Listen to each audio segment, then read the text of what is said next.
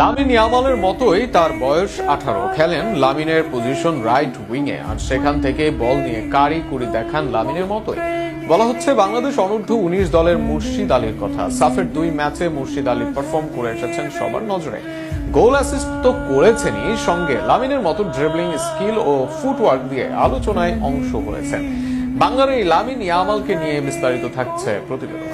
প্রথম দেখায় আপনার মনে হতে পারে ছেলেটা কি আসলে বাংলাদেশি? 187 নম্বর র্যাঙ্কিং এর দেশের 19 কম একজনের এত ভালো স্কিল? হ্যাঁ, সেটাই মনে হয়েছে অনেকের। আদর্শ উইঙ্গার কি করতে পারেন সেটা এতদিন ভিনি, ইয়ামাল, নেইমার, দেম্বেলেদেরকে দেখে শিখতে হতো সবার। তবে এবার বাংলাদেশের জার্সিতে মিলল আদর্শ উইঙ্গারের, সেটাও আবার অনূর্ধ্ব 19 লেভেলেই। মুর্শিদ আলী বাংলাদেশ অনূর্ধ্ব 19 দলের রাইট উইঙ্গার 11 নম্বর জার্সি পরে মাঠে নামেন। সাফে প্রথম ম্যাচে মালদ্বীপের বিপক্ষে গোল না পেলেও সেই ম্যাচে দেখান নিজের জাদু। 2 পায়ের একের পর এক কারিকুরিতে সবার নজর কাড়েন সেদিন। তবে ভুটানের বিপক্ষে যা করেছেন তা তো সব ফুটবল প্রেমীর আলোচনায়।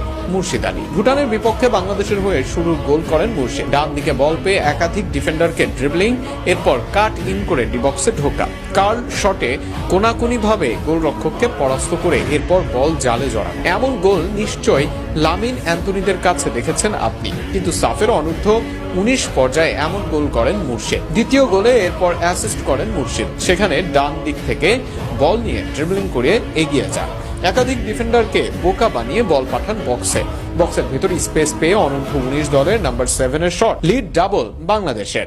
দ্বিতীয় হাফে আরো এক গোল করে বাংলাদেশ, এবারও অ্যাসিস্ট তুলে নেন মুর্শিদ।